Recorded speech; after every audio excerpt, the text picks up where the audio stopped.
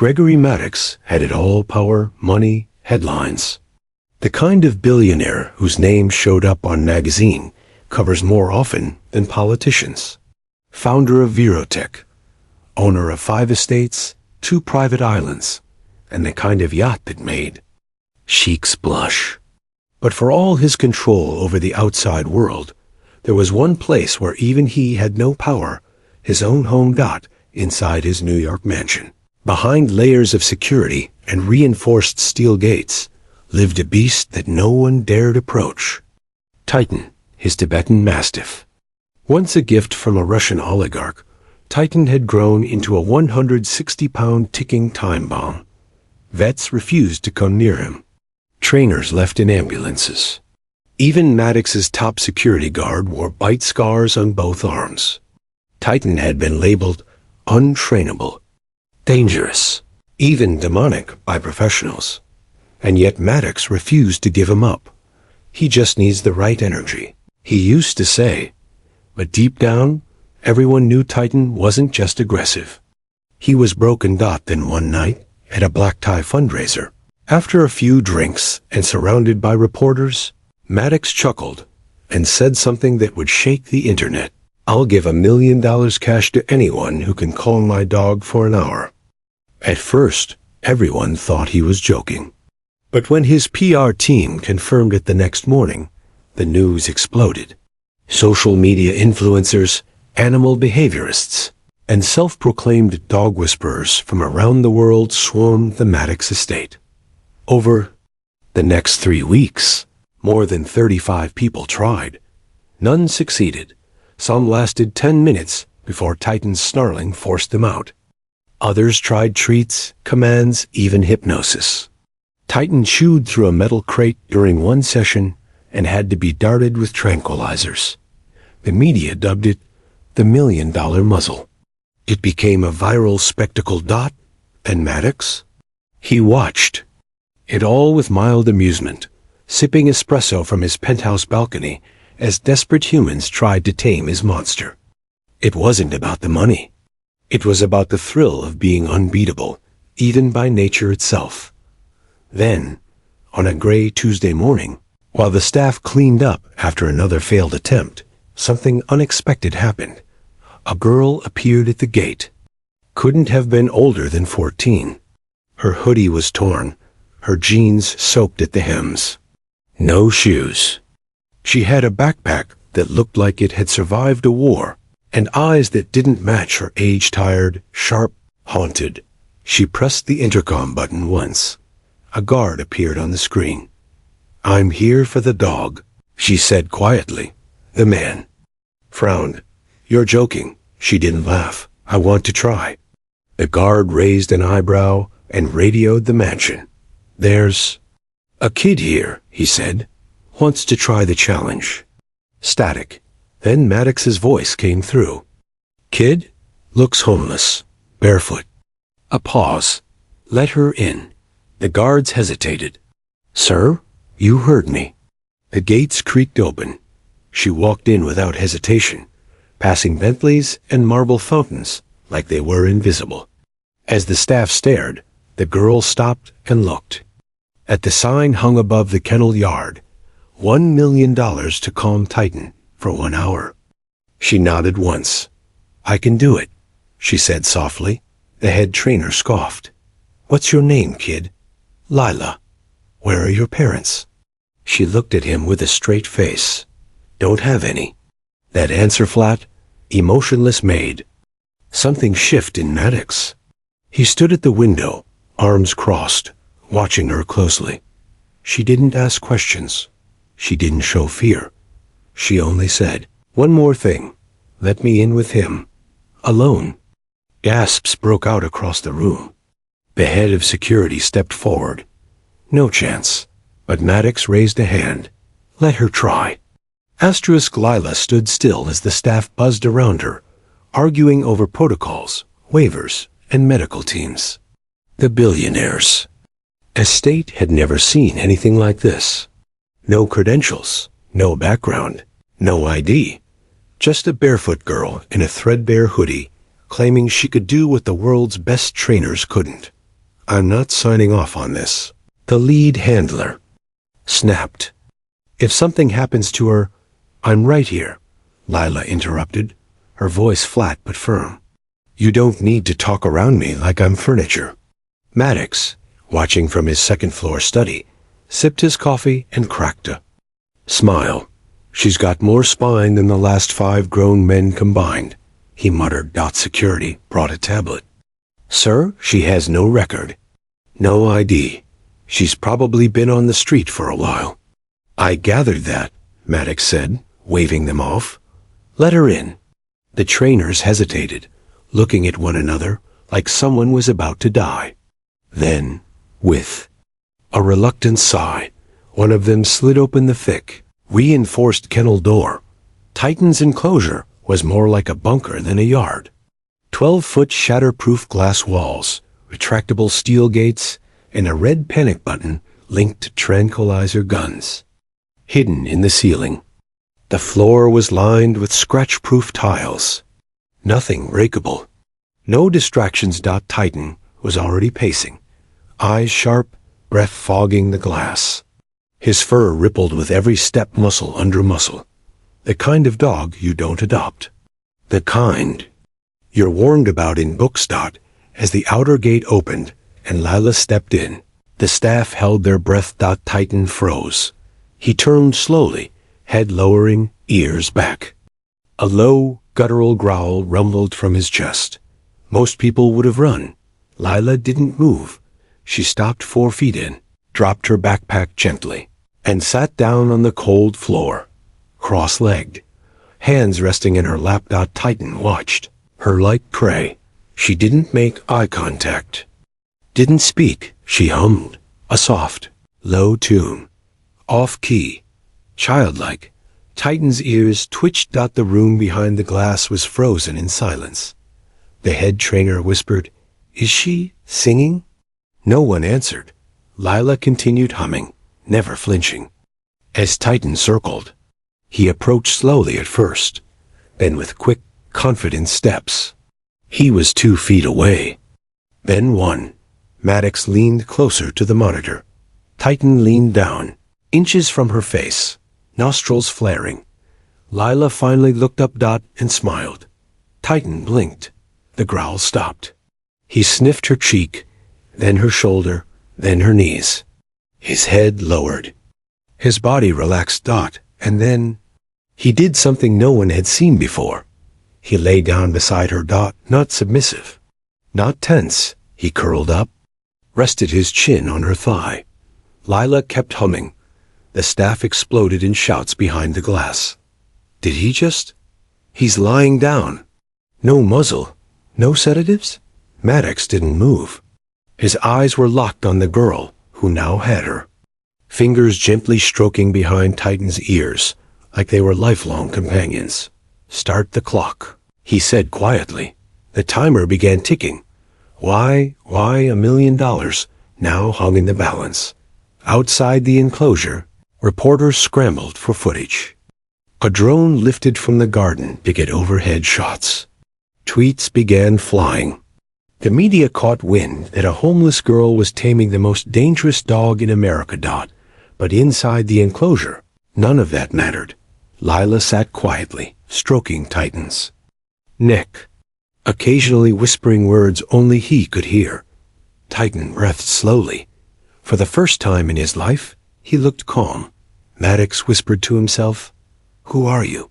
He didn't know that this girl, unknown and unwanted, had walked through. More danger than any animal handler he'd ever hired. And neither he nor the world watching had any idea what was coming next. The timer ticked. 59 minutes and 12 seconds. Inside the reinforced enclosure, a teenage girl with dirt under her fingernails sat beside a 160-pound predator, humming softly as if she were in a park, not locked in a cage with one of the most feared dogs in the country. Breathing had slowed. His muscles, once wound tight like springs, now stretched and twitched like he was coming out of a long, angry sleep. One paw rested across Lila's thigh. She didn't flinch. From behind the glass, The billionaire's staff watched with stunned silence. One medic had his hand on the tranquilizer trigger just in case.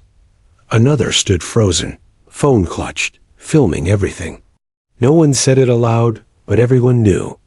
This was history. At the back of the room, Gregory Maddox stood motionless, arms crossed, eyes narrowed. Not in anger. In something far rarer for him, curiosity. Do you think she drugged herself? His chief of security muttered beside him. Dogs can smell narcotics. Maybe she rubbed something on her skin. No, Maddox said flatly. That dog would have attacked. He's not fooled by tricks. He studied Lila's face as she gently ran her fingers over Titan's thick neck. She whispered something, too quiet for the mics to catch. Her voice was raw, barely audible, but there was something in her tone soothing, steady, almost broken. The billionaire frowned. She's not calming him, he murmured. He's calming her. Outside the mansion, a crowd had begun to form. Reporters, camera crews, influencers with ring lights. The story was spreading like wildfire across the internet. Homeless girl faces off with billionaire's killer dog and wins. Inside, the timer hit 48 minutes and 3 seconds. Titan shifted. His massive head rose, eyes blinking. Layla didn't panic. She adjusted, leaned forward slightly, and began tapping a slow rhythm on the floor with her fingers, just 3 taps, repeating like a heartbeat. Thump, thump, thump, thump, thump, dash, thump. Titan watched her hand. Then, to everyone's astonishment, he matched the rhythm with his tail. I don't believe this, the trainer whispered. He's syncing with her, like a metronome, Maddox muttered. She's resetting him. The girl reached into her backpack, and guards in the observation room tensed, expecting something sharp or illegal. But all she pulled out was a folded piece of worn flannel.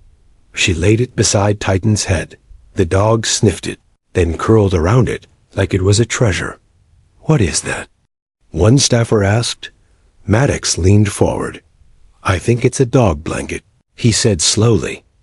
Leela glanced toward the glass, not to gloat, not to smile, but simply nodded once, like she knew they were watching. The timer hit 37 minutes and 19 seconds. Outside, the crowd was growing louder. Helicopters began circling overhead. Hashtags trended. Offers from talk shows started pinging Maddox's assistant's phone. But he wasn't paying attention to any of it. He was watching her. The girl with no name, no home, and no reason to be. Brave, sitting calmly beside a creature worth more in lawsuits than Maddox's Lamborghini collection. He saw something in her that rattled him. Not just confidence. Resonance. As if she and the dog were tuned to the same quiet ache. Like they both knew how it felt to be feared, to be locked away, to be dangerous only because the world made you that way. And still, here they were, healing each other breath by breath. At 22:45, Titan rolled onto his side, exposing his belly, vulnerable, trusting. Lila smiled for the first time. Behind the glass, a security guard whispered, "This isn't just training." "No," Maddox said, voice thick. "It's something else." He turned away from the glass. "Clear my schedule," he told his assistant. "She's not leaving when this is over." Asterisk, when the timer finally hit 0 o'clock, the room erupted. Titan was asleep, his head resting on Lila's lap, his breath slow and steady like a child at peace. For a full hour, he hadn't growled, lunged, or even barked. Cameras caught every second. And outside the mansion, a sea of reporters erupted into cheers. The gate opened with a hiss, and Lila slowly stood, brushing her fingers over Titan's ear one last time. He opened one eye, as if asking her not to go. She smiled and whispered something only he could hear. Then, barefoot and calm, she walked out of the enclosure like it was just another Tuesday. Gregory Maddox stood at the front of the crowd now, his checkbook already open. For the first time in years, the man who could buy anything seemed shaken. "You earned this," he said, pen in hand. "Just give me your full name." Lila hesitated. She looked at the cameras, at the trainers, at the reporters already snapping photos of her face. "I don't want the money," she said softly. Maddox blinked. "Excuse me? I didn't come here for the million. I came for him." She gestured toward Titan, now watching from the enclosure with a quiet whine. The silence in the yard was deafening. Not a reporter broke it. "But who are you?" Layla bit her lip. And for the first time, she spoke about her past. She'd been born in Queens. Her mother overdosed when Lila was 7. Her father had never been in the picture. After that, she was shuffled from one foster home to the next.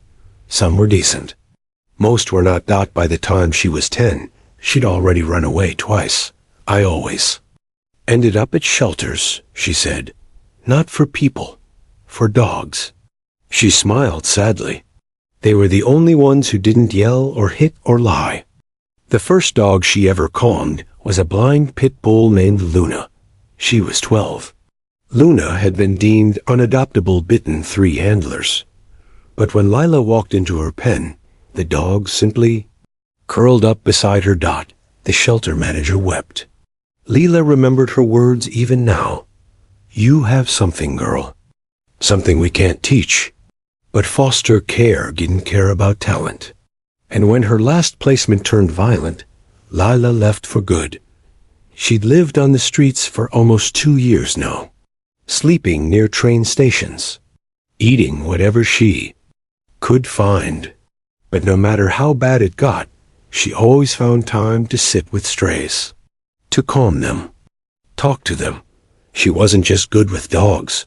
She understood them, because she knew what it felt like to be caged, abandoned, feared. Reporters wiped tears from their cheeks. The camera crews zoomed in. And Maddox, normally the coldest man in the room, felt a lump rise in his throat. "But why come here?" he asked quietly. "Why Titan?" Lila looked up at the giant billboard above the estate gate, the one that read, $1 million to calm Titan for 1 hour. She smiled faintly. Not for the money, for the challenge, for the dog no one could reach. Then, almost as an afterthought, she added, "Sometimes the ones people give up on are the ones worth saving." Maddox didn't speak. For the first time in years, he couldn't. He looked over at Titan, still calm, still watching Lila like a soldier awaiting his command. Something shifted in the billionaire then. A crack in the wall he built around himself since the day his wife died. He turned to his assistant. "Find out everything you can about her," he said. "Now."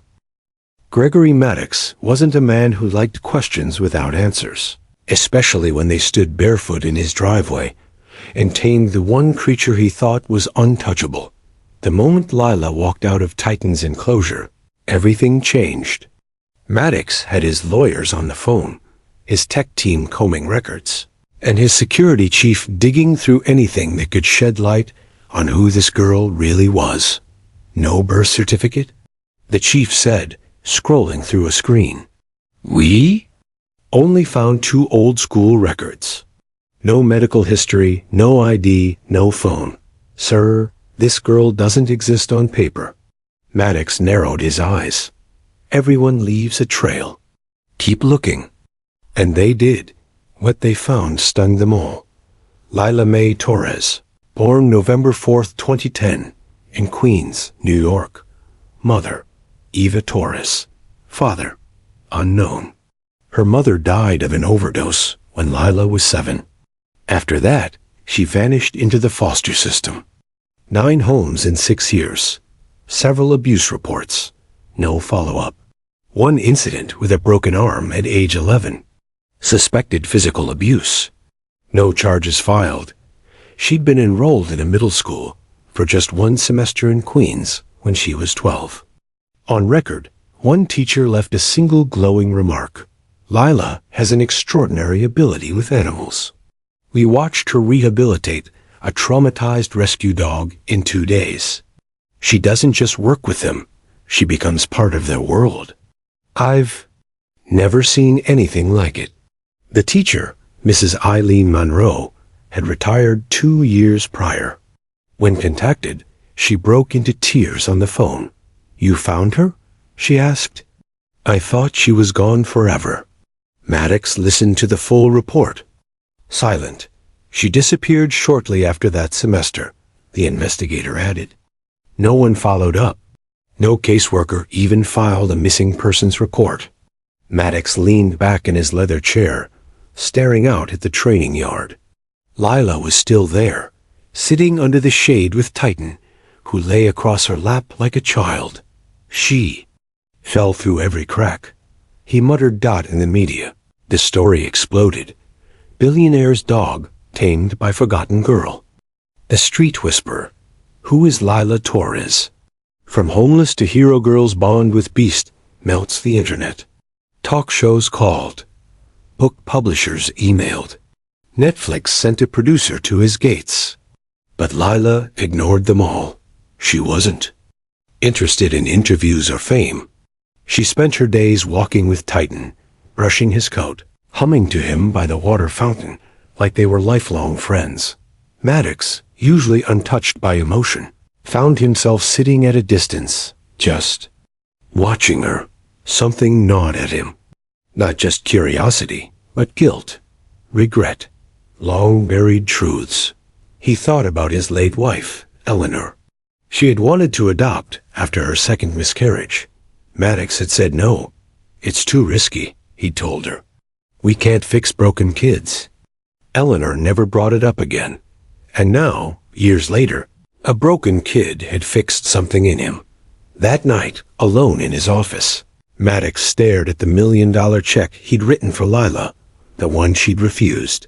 He picked up his phone and called his legal team. "I want to establish a trust," he said, "for Lila, and I want it protected. Not charity, not a spotlight, a future. And make sure no one touches her without her consent. No contracts, no interviews. She decides. And the money? She'll never have to sleep on concrete again." He hung up and turned to the window. Layla was still outside, walking beside Titan, her hand resting on his fur, her gaze distant, peaceful. Dot, and in that moment, for the first time in his life, Gregory Maddox felt something he hadn't felt in years. Hope. The mansion had never felt quiet before. Not until Lila. She didn't speak unless necessary. She didn't ask for gifts or gadgets or even a room. Maddox had offered her one of the guest suites. She politely declined and chose the outdoor garden house where Titan liked to sleep. Her only request was that no one disturb him when they were together.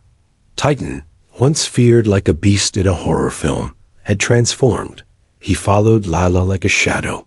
He barked less, ate more, even allowed a few staff members to come near as long as Lila nodded first.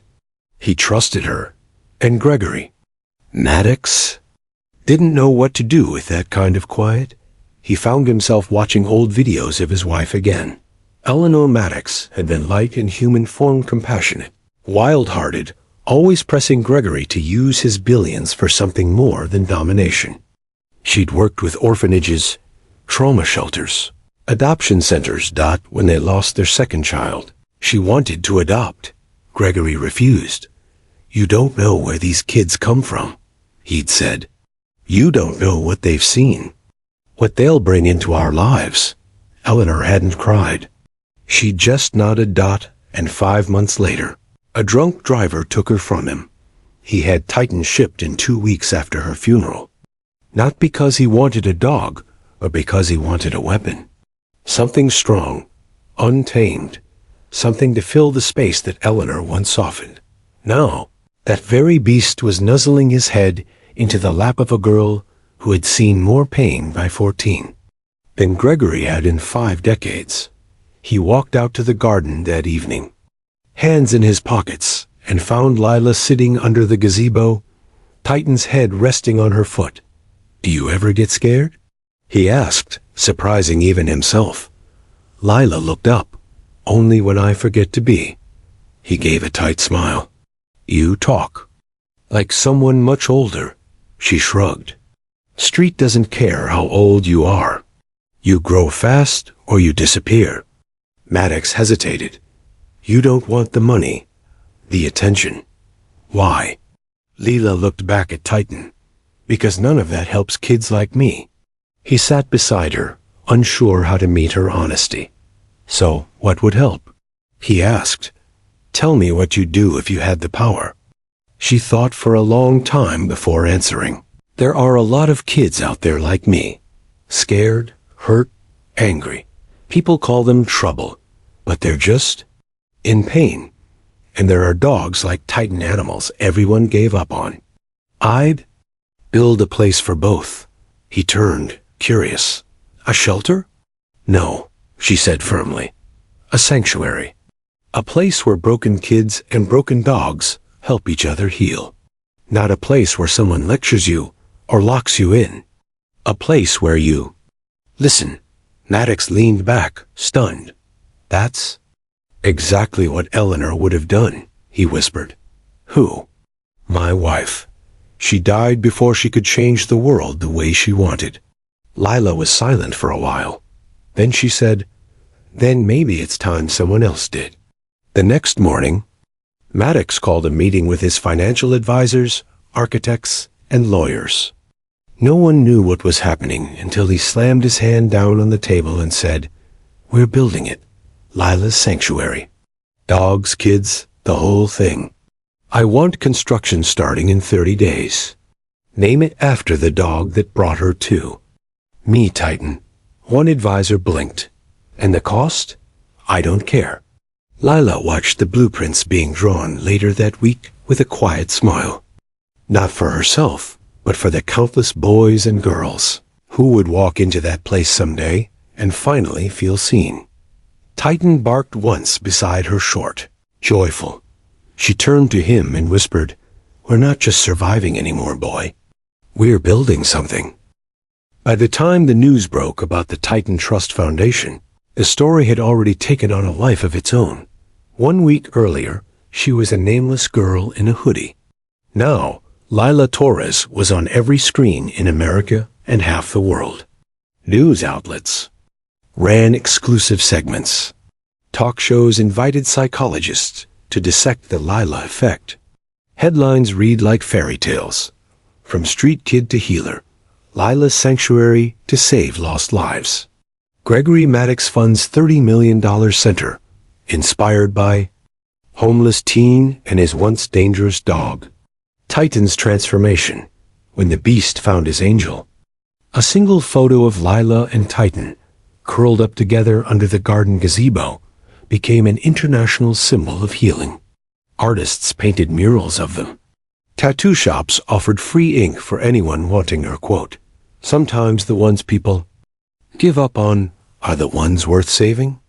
And then came the donations. It started with a retired schoolteacher from Ohio who mailed in $10 and a note that read, "This would have saved my son." Then came the veterans, abuse survivors, former foster kids, dog shelters. A GoFundMe started by a stranger raised $4.3 million in 72 hours. Lila watched it all from the quiet garden behind Maddox's estate, her feet still bare, her face still. Quiet. She didn't do interviews. She didn't pose for camera crews. Her only priority remained Titan, who now allowed trainers to feed him, staff to bathe him, and even wagged his tail for children who visited under Maddox's new youth outreach. Pilot, but the world wouldn't stop spinning. "You could be rich," Maddox's assistant told her one morning. "You could have brand deals, a docuseries, merchandise." Lila just shook her head. "That's not why I came." "But the world wants more of you," the assistant insisted. "Your story gives people hope." Lila looked up slowly. Then They can keep the story.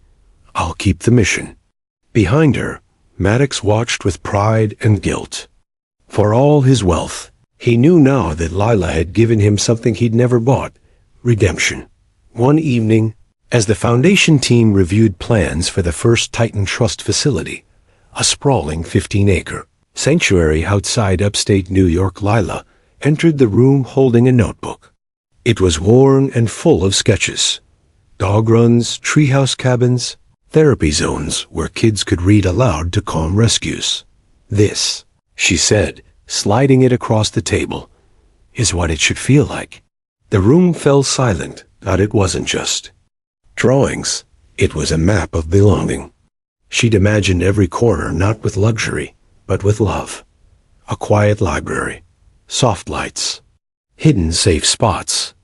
She'd even designed the fencing so no dog or child ever felt trapped. Maddox stared down at it, humbled. "This place," she added softly, "isn't about saving lives. It's about giving them back." Later that night, he asked her a question that had been on his mind for days. "Why Titan?" She looked up from where she was brushing his thick coat. "Because he reminded me of me." Maddox sat beside her on the grass. "Angry?" "No," she said, brushing gently behind the dog's ears. "Scared, misunderstood, punished for things he couldn't control." She paused. "You thought he needed fixing, but he just needed someone to stay." The billionaire swallowed hard. "I'm staying now," he whispered.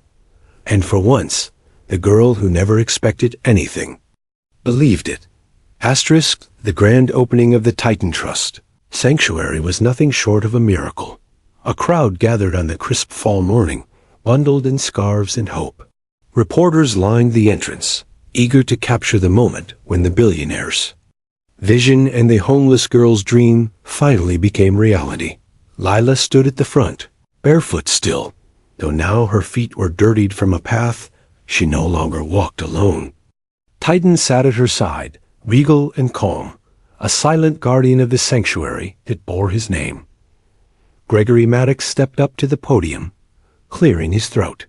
The usual sharp businessman had softened into something warmer. "Today isn't just about opening a facility," he said, voice steady but filled with emotion. "It's about healing, about second chances, about trusting those others have given up on." The crowd erupted into applause. Lila's eyes scanned the crowd. Children from foster homes, veterans, volunteers, and families all stood together. Stray dogs barked joyfully from safe runs. Rescue pups chased each other in the sunshine. Somewhere, in the distance, a blind dog gently rested its head against a child's lap. Lila's gaze landed on the statue near the entrance, a bronze Titan, majestic and proud. A plaque read, "For those who find strength in the broken and love in the lost." Maddox stepped down, walking beside her. "You did this?" he said softly. "No," she replied. "We did." His sanctuary was more than just a building. It was a promise to every child and dog who had ever been left behind. It was a place where fear turned into friendship, anger into understanding. Later that day, Maddox invited Lila into his study. "Would you consider staying on? Helping me run this?" Lila looked out the window, thinking of the street corners, the nights alone, the cold. She smiled. "I want to make sure no one else has to live like I did," she said. "And Titan?" Maddox asked. She looked at the dog, now calm and confident, lying peacefully at her feet. "He's my family." A flash of lightning cracked the sky, but it didn't startle Titan. He lifted his head and let out a single, deep bark. Outside, the world buzzed with news. The story of the girl who tamed the untamable dog became a beacon of hope. Donations poured in. Foundations offered partnerships. Families found solace. But the real legacy was quieter. In the halls of Titan Trust, in the laughter of children, in the wagging tails of dogs once feared, a new chapter was being written. One of trust, one of healing, one of love. And for Lila, a girl who once had nothing but hope, that was everything. The end.